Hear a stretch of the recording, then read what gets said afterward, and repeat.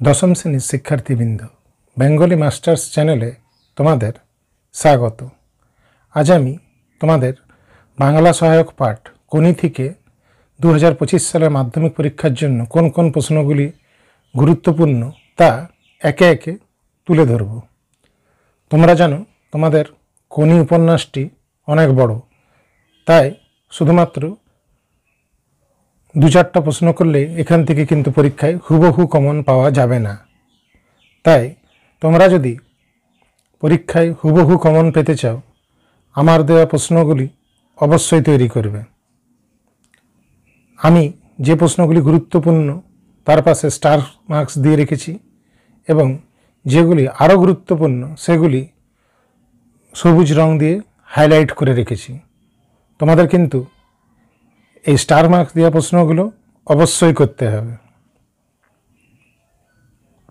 চলো শুরু করা যাক।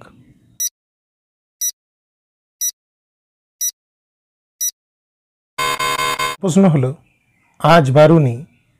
বারুণী কি? বারুণী তিথিতে গঙ্গার ঘাটের কোন দৃশ্য কোনি উপন্যাসে ফুটে উঠেছে?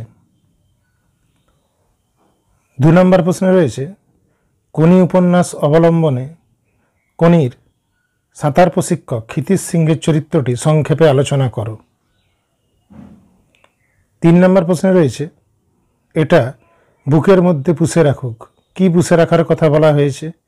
কি কারণে এই পুষে রাখা? 4 নম্বর প্রশ্ন হলো, ফাইট কোনি ফাইট। সাধারণ সাঁতারু থেকে চ্যাম্পিয়ন হয়ে উঠতে গিয়ে কোনিকে কী ধরনের ফাইট করতে হয়েছিল তা নিজের ভাষায় লেখো। 5 নম্বর প্রশ্ন রয়েছে, তোর আসল লজ্জা জলে, তোর আসল গর্বও জলে। কে কাকে কথা বলেছিল প্রসঙ্গ উল্লেখ করে কথাটির তাৎপর্য বিশ্লেষণ করো। 6 নম্বর প্রশ্ন রয়েছে, কোনি উপন্যাস অবলম্বনে স্বামীর যোগ্য সহধর্মিণী রূপে লীলাবতীর পরিচয় দাও।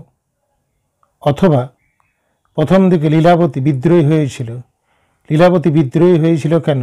বক্তব্যটির অর্থ বিশ্লেষণ করো। 7 নম্বর প্রশ্ন রয়েছে, বুকের মধ্যে প্রচণ্ড একটা মোচড় সে অনুভব করল। কার কথা বলা হয়েছে? কেন তার এমন অবস্থা? 8 নম্বর প্রশ্ন রয়েছে, 4 বছরের মধ্যেই প্রজাপতি ডানা মেলে দিয়েছে। প্রজাপতি কি? প্রজাপতির পূর্ব ও বর্তমান অবস্থার পরিচয় দাও। 9 নম্বর প্রশ্ন রয়েছে, খিদ্দা এবার আমরা কি খাবো? বক্তাকে উদ্দিষ্ট ব্যক্তি কিভাবে তাদের সাহায্য করেছিলেন।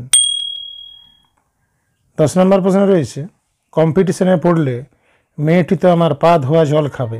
উক্তিটি কার? প্রসঙ্গ উল্লেখ করো। উদ্ধৃতাংশটির মধ্য দিয়ে বক্তা চরিত্রের কোন দিকটি ফুটে উঠেছে? 11 নম্বর প্রশ্ন রয়েছে, আপনি আমার থেকে 4000 গুণ বড়লোক, কিন্তু 4 লক্ষ টাকা খরচ করেও আপনি আপনার শরীরটাকে চাকর বানাতে পারবেন না। বক্তা কাকে কেন কথা বলেছিলেন? এবং আমার শেষ প্রশ্ন অর্থাৎ 12 নম্বর প্রশ্ন হলো, জুপিটার ক্লাবে ক্ষিতীশের বিরুদ্ধে আনা অভিযোগগুলি কী ছিল? এগুলির বিরুদ্ধে ক্ষিতীশের বক্তব্য কী ছিল তা সংক্ষেপে লেখো। শিক্ষার্থীবৃন্দ, তোমরা যদি তোমাদের টেস্ট এবং ফাইনাল পরীক্ষায় কোনির থেকে প্রশ্ন নিশ্চিতভাবে কমন পেতে চাও, তাহলে আমি যে প্রশ্নগুলোর উপর স্টার দিয়েছি সে প্রশ্নগুলো অবশ্যই প্রস্তুতি নেবে। শিক্ষার্থীবৃন্দ, আমার এই ভিডিওটি যদি তোমাদের ভালো লেগে থাকে তাহলে লাইক করতে ভুলো না, আর তোমার বন্ধুদের সাথে শেয়ার করে নিও যাতে তারাও তোমার মতন সমানভাবে উপকৃত হয়, এবং চ্যানেলটি সাবস্ক্রাইব করে আমার পাশে থেকো যাতে আমি নতুন ভিডিও দেওয়া মাত্র তোমরা তৎক্ষণাৎ খবর পেয়ে যাও। ভালো থেকো এবং মন দিয়ে পড়াশোনা চালিয়ে যাও।